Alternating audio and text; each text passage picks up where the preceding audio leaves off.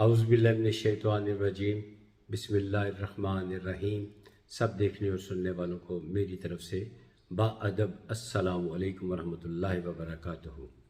اللہ تعالیٰ آپ سب کو اپنی حفظ و امان میں رکھے، صحت اور ایمان والی زندگی عطا فرمائے، آمین ثم آمین۔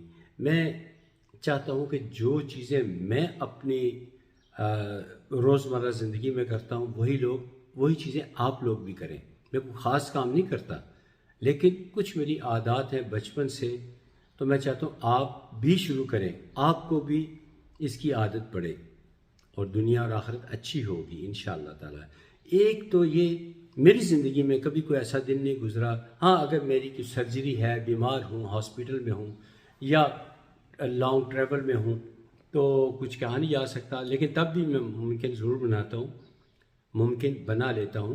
وہ یہ کہ کوئی ایسا دن نہ گزرے جس دن استغفار نہ کیا جائے، کوئی ایسا دن نہ گزرے جس دن کلمہ طیبہ کا ورد نہ کیا جائے، کوئی ایسا دن نہ گزرے جس دن نبی پاک صلی اللہ علیہ وآلہ وسلم ان پہ درود پاک نہ پڑھا جائے۔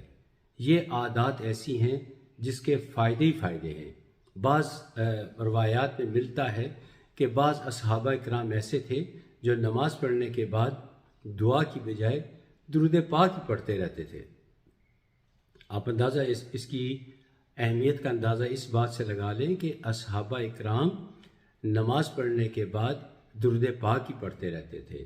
اور استغفار کے تو بڑے فائدے ہیں، بہت فائدے ہیں۔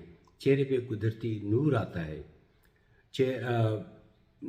بند دروازے کھلنا شروع ہو جاتے ہیں، ناراض دوست راضی ہونا شروع ہو جاتے ہیں۔ تو پلیز ان چیزوں کو میں نے عمل کیا، مجھے فائدہ پہنچا، تو آپ بھی اس عمل کو اپنائیں، یعنی استغفار کو اپنائیں، کلمہ طیبہ کو پڑھنا اپنا معمول بنائیں اور درود پاک ضرور پڑھیں۔ انشاءاللہ دنیا اور آخرت آپ کی اچھی ہوتی چلی جائے گی انشاءاللہ تعالی۔ اگلی ویڈیو تک اجازت دیجیے، خدا حافظ، السلام علیکم ورحمۃ اللہ وبرکاتہ۔